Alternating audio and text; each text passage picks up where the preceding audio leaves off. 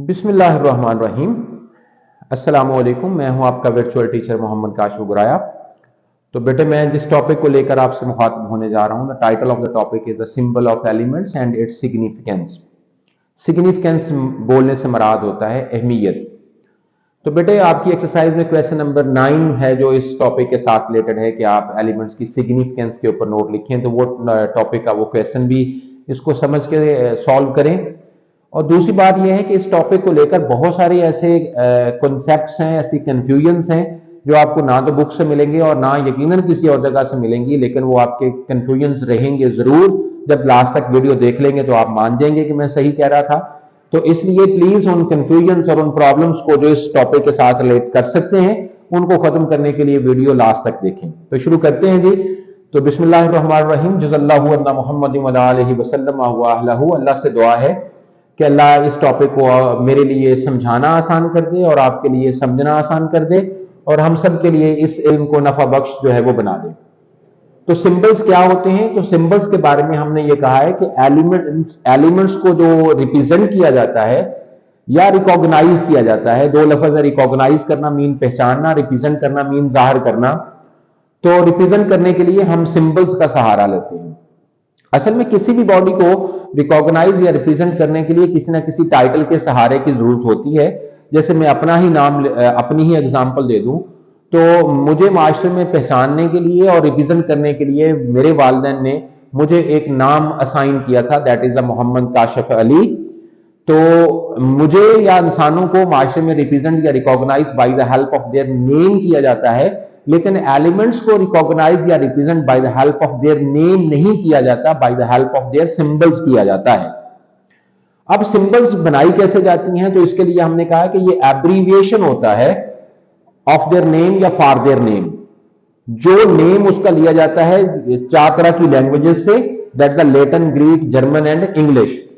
जब हम एब्रीविएशन की बात करते हैं तो abbreviation can also be called short form of a word. किसी वर्ड की शॉर्ट फॉर्म को उसकी एब्रीविएशन कहते हैं। उर्दू में बात करें तो हम इसको मुखफ़फ़ कहते हैं। तो हम उसके नेम को एब्रीविएट कर देते हैं और वो उसकी सिंबल बन जाती है। वो नेम या तो लैटिन या ग्रीक या जर्मन या इंग्लिश वर्ड से लिए जाते हैं। यहां से बहुत सारे प्रॉब्लम जनरेट होते हैं कि बोलने में उसका नेम कुछ और होता है, क्योंकि हम आमतौर पर बात किस में करते हैं? इंग्लिश में करते हैं। लेकिन सिंबल बोले गए नाम के मुताबिक नहीं होती, क्योंकि उनके जो सिंबल्स हैं वो उनके जो नेम थे लैटिन, ग्रीक और जर्मन में, जिन लैंग्वेजेस में हम आमतौर पर बात नहीं करते, तो उन लैंग्वेजेस में से जो उनके नेम थे उनको एब्रीविएट करके डी सिंबल्स बनाई गई हैं। इस वजह से हमें कुछ कंफ्यूजन का सामना करना पड़ता है। जैसे कि मैं इस कंफ्यूजन को लेकर आपके साथ बात करूं तो एलिमेंट्स हैं, फॉर एग्जांपल मैंने पहला एलिमेंट सोडियम लिखा है। तो सोडियम वर्ड को अगर मैं एब्रीविएट करूं फर्स्ट लेटर से तो इसकी सिंबल एस होनी चाहिए, या अगर 2 लेटर से इसको एब्रीविएट करूं तो इसकी सिंबल एस ओ होनी चाहिए या हो सकती है। जबकि इसकी सिंबल ना एस होती है ना एस ओ होती है, इसकी सिंबल एन ए होती है। तो ये कंफ्यूजन हो गई, इस वजह से हमें इसकी सिंबल याद करना पड़ेगी। ये कंफ्यूजन क्यों है, इसके रीजन को समझ लें। असल में जो एन ए इसकी सिंबल है वो इसके किस नेम को एब्रीविएट करके डिजाइन की गई है, इसके वो नेम को एब्रीविएट करके डिजाइन की गई है जो नेम किस लैंग्वेज में यूज होता है? लैटिन में।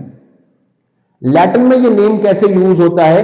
जो लातीनी जबान के फ्रांसीसी पीपल से वो Na2CO3 को यूज करते थे, जिसको हम वॉशिंग सोडा कहते हैं। हम भी वॉशिंग सोडा वॉशिंग के प्रोसेस में यूज करते हैं।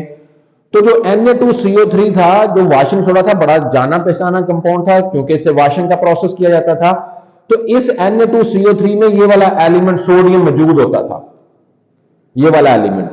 तो वो वॉशिंग सोडा को अपनी जबान में नेट्रियम कहते थे।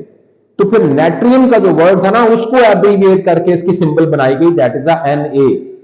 हम इसको इंग्लिश में सोडियम बोलते हैं, लेकिन लैटिन में नेट्रियम से बनाई गई। तो इस वजह से ये कंफ्यूजन आती है, बोलने में नाम कुछ और होता है और सिंबल कुछ और होती है। इस वजह से हमें सिंबल्स लर्न करना पड़ती हैं। इसकी दूसरी एग्जांपल देख ले, टंगस्टन। तो टंगस्टन जो एक एलिमेंट है उसकी सिंबल, अगर इंग्लिश में उसको टंगस्टन बोलते हैं, तो अगर उसकी इस वर्ड से एब्रीविएशन लिखे या उसकी सिंबल टी होती या टी यू होती, लेकिन उसकी सिंबल ना तो टी है ना टी यू है, उसकी सिंबल डब्ल्यू होती है। ये डब्ल्यू क्यों होती है इसको समझिए। असल में ये वो एलिमेंट है जो येलो लाइट देने वाला बल्ब जो था, जो ट्यूब लाइट से पहले आया था और जिसके आने की वजह से लालटेन का खात्मा हुआ था, इसके अंदर एक फिलामेंट होता था। जब कभी ये बल्ब फ्यूज हो जाता तो हम अपनी आंखों के सामने उस बल्ब को करके देखते थे कि अगर वो फिलामेंट टूट गया है तो अब सर्किट कंप्लीट नहीं होगा, तो हम कहते थे कि अब ये रोशन नहीं होगा। तो वो जो फिलामेंट होता था, जब हम इसको सर्किट में लगाते थे बल्ब को, तो सर्किट कंप्लीट होता था, तो ये फिलामेंट हीट अप होता था, तो उसके हीट अप होने की वजह से ये रोशनी पैदा करता था। तो इस वजह से इस एलिमेंट को जर्मन पीपल्स बहुत इंपॉर्टेंट समझते थे, डेफिनेटली बहुत इंपॉर्टेंट था, क्योंकि ये अंधेरों का खात्मा करता था, ये रोशनी देता था। तो जर्मन पीपल्स वेरी इंपॉर्टेंट को अपनी जुबान में वुल्फ्राम कहते थे।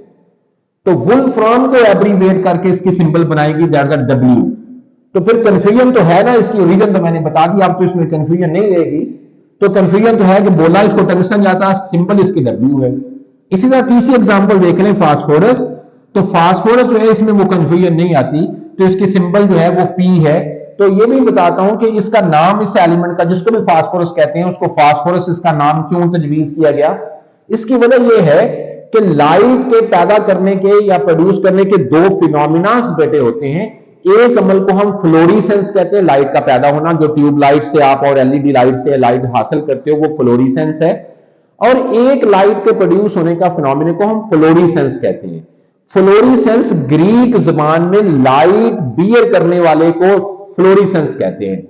तो कुछ ऐसे एलिमेंट्स हैं जो आमतौर पर हमारी रेस्ट वॉच के ऊपर कुछ ऐसा मटेरियल लगा हुआ होता है कि रात को हम अपने कंफर्ट या कंबल के अंदर भी उस तरह की वॉच अगर आपने यूज की है तो टाइम देखना चाहें तो आप अंधेरे में भी आप उसका टाइम देखोगे तो वो मटेरियल वहां ब्लिंक कर रहा होता है, वो लाइट रखता है, वो लाइट होल्ड करता है, वो लाइट बियर करता है, तो हमें उसको टाइम देखने में मुश्किल नहीं होती।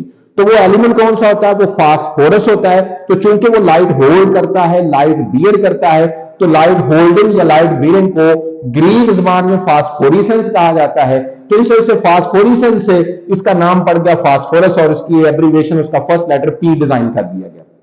मेरा ख्याल है कि मोर देन नीड मैंने इसके ऊपर बात कर दी एग्जांपल्स के साथ कि ये कैसे डिफरेंट लैंग्वेजेस से उनके जो नेम थे उनको एब्रीविएट करके सिंबल्स बनाई गई हैं। अब यहां एक नॉलेज भी है और सिंबल्स की एग्जांपल भी है कि सिंबल, ये मैंने कैन भी लिखा है, तो यहां पर मैंने दो बातें की है। सिंबल्स एलिमेंट्स के जो है वो मेरा बेटा 1 लेटर भी हो सकते हैं और कुछ एलिमेंट्स के सिंबल 2 लेटर भी होते हैं। यहां ये बात समझ लें कि जिन एलिमेंट्स के भी सिंबल्स जो हैं वो 1 लेटर हैं, जैसे हाइड्रोजन है, इसमें कोई कंफ्यूजन नहीं, हर जगह ये कंफ्यूजन नहीं होती, बहुत सारी जगह जहां कंफ्यूजन नहीं होती। तो हाइड्रोजन का वर्ड को एब्रीविएट किया गया और इसका फर्स्ट लेटर को इसकी सिंबल माना जाने लगा। नाइट्रोजन जो है उसके फर्स्ट लेटर को इसकी सिंबल माना गया, यानी नाइट्रोजन के लेटर को एब्रीविएट करके इसकी एन सिंबल डिजाइन कर दी गई। सल्फर का फर्स्ट लेटर कैपिटल एस जो है उसको एब्रीविएट करके सल्फर की सिंबल बना दी गई। तो जिन एलिमेंट्स की भी सिंबल 1 लेटर होती है तो याद रखिएगा वो हमेशा कैपिटल होती है। आप स्मॉल लेटर में कभी उसकी सिंबल्स नहीं लिख सकते। हार्डन की सिंबल आप जो है वो स्मॉल लेटर ऐसे लिखोगे तो ये गलत मानी और जानी जाएगी, इसको सिंबल सही नहीं माना जाएगा। नाइट्रोजन की आप स्मॉल एन लिखोगे तो ये भी गलत मानी जाएगी और जानी जाएगी। सल्फर का आप स्मॉल एस लिखोगे तो ये भी गलत मानी जाएगी और गलत जानी जाएगी। अगर सिंबल 1 लेटर होगी तो it should be bye convention क्या भी कैपिटल। लेकिन अगर 2 लेटर सिंबल हो, जैसे सोडियम की यहां बात करके आए, तो फर्स्ट लेटर हमेशा कैपिटल होना चाहिए और सेकंड लेटर जो है वो स्मॉल होना चाहिए। पहली बात, यहां पर एन कैपिटल है और ए स्मॉल है। सेलेनियम की जो सिंबल है इसकी भी 2 लेटर सिंबल यूज की जाती है, तो उसका फर्स्ट लेटर हमेशा कैपिटल लिखा जाता है और सेकंड लेटर हमेशा स्मॉल लिखा जाता है। यहां एक और भी इख्तियार समझ लीजिएगा कि अगर किसी एलिमेंट्स की सिंबल 2 लेटर हो, जैसे Cl की सिंबल 2 लेटर होती है तो कैपिटल C और small will be the L, तो इन दोनों लेटर्स को आपने अलग-अलग लिखना है, कभी भी जोड़ के नहीं लिखना। अगर जोड़ के लिखोगे तो ये गलत हो जाएगा, दोनों लेटर्स को आपने सेपरेटली लिखना होता है।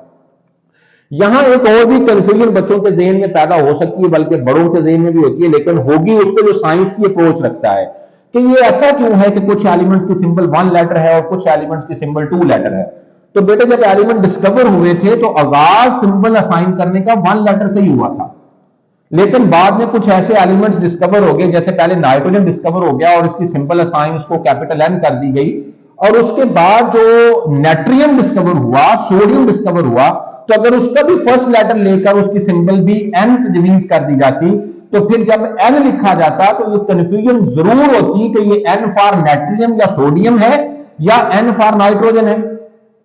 तो इस कंफ्यूजन को खत्म करने के लिए अगर दो एलिमेंट्स ऐसे जिसमें कोई एलिमेंट ऐसा है जिसका वन लेटर सिंबल पहले असाइन किया कर दिया गया और बाद में कोई एलिमेंट डिस्कवर हुआ है और उसका भी फर्स्ट लेटर वही है जो पहले सिंबल दी जा चुकी है, तो फिर उसकी सिंबल टू लेटर रखी गई ताकि पढ़ने वाले को, पहचानने वाले को, बयान करने वाले को उसमें कोई कंफ्यूजन ना हो। जैसे सल्फर की सिंबल एस डिजाइन कर दी गई, अलॉट कर दी गई, और उसके बाद सेलेनियम जब डिस्कवर हुआ तो इसका भी फर्स्ट लेटर एस था, तो लिहाजा इसकी सिंबल सिर्फ एस नहीं रखी गई, इस कंफ्यूजन से बचने के लिए इसकी सिंबल एस ई इसको साइन की गई। That is all about the elements और उसकी जो है वो सिंबल्स। यहां पर ये बात है बेटे कि जो फर्स्ट लेक्चर हमने चैप्टर के शुरू होने से पहले 5 लेक्चर्स आपके लिखकर उसकी वीडियोस रिकॉर्ड करके आपको दी हैं, और मैंने उस वीडियो में कहा था कि जो फर्स्ट टेबल है वो 62 एलिमेंट्स उसके में लिखे हमने और with their name, symbols with their name. तो मैंने कहा था जब भी बुक खोलो तो आप उस आर्टिकल को जरूर देखो, अगर नहीं देखोगे तो बेटे मसला क्या आएगा, जैसे यही जब टॉपिक कंप्लीट होगा तो इसमें टेस्ट योरसेल्फ में ही नंबर ऑफ एलिमेंट्स के नाम देकर वो आपसे उनकी सिंबल पूछ लेगा। तो अगर आपने वो मेरी बात मानी होगी, जब भी बुक खोलोगे तो 1 मिनट भी नहीं लगेगा, 30 सेकंड लगेंगे कि आप उस टेबल को देख लोगे, तो वो यहां जाकर रट्टा नहीं लगाना पड़ेगा। क्रैमिंग या रट्टा साइंस के बच्चे के लिए बना ही नहीं है। अगर आप वो मानोगे तो फिर ये आसान हो जाएगा और वो टेस्ट योरसेल्फ का प्रॉब्लम आपके लिए आसान हो जाएगा। आगे इसकी सिग्निफिकेंस सिंबल्स की तो बहुत सिंपल है, 1 मिनट में हम इसको खत्म कर सकते हैं। तो एलिमेंट्स को रिकॉग्नाइज किया जाता है या रिप्रेजेंट किया जाता है bye there symbol, not bye their name. ये बात डिटेल से हम कर चुके हैं। अगर कोई किसी सब्सटेंस का फार्मूला लिखना हो, जैसे वाटर एक सब्सटेंस है तो इसका फार्मूला लिखना हो, तो वाटर में हाइड्रोजन और ऑक्सीजन होते हैं, तो हाइड्रोजन और ऑक्सीजन के नेम का सहारा इसका फार्मूला लिखने के लिए नहीं लिया जाता, बल्कि हाइड्रोजन की सिंबल H है और ऑक्सीजन की सिंबल O है, तो इनकी सिंबल्स का सहारा लिया जाता है उसके फार्मूलाज को लिखने के लिए। अगर आपने कोई केमिकल रिएक्शन लिखना है या उस रिएक्शन की इक्वेशन लिखनी है तो उसके लिए भी आपको एलिमेंट्स की सिंबल का सहारा लेना पड़ता है, उनके नेम का सहारा नहीं लेना पड़ता। तो ये 3 बातें बहुत काफी हैं इस बात को समझाने में, दिल में बिठाने में कि इसकी सिग्निफिकेंस क्या है सिंबल्स की। That is all about that lecture. I hope that आपने इसको खूब एंजॉय किया होगा। नेक्स्ट वीडियो के साथ मिलते हैं। अपना ढेर सारा ख्याल रखिए। अल्लाह हाफिज।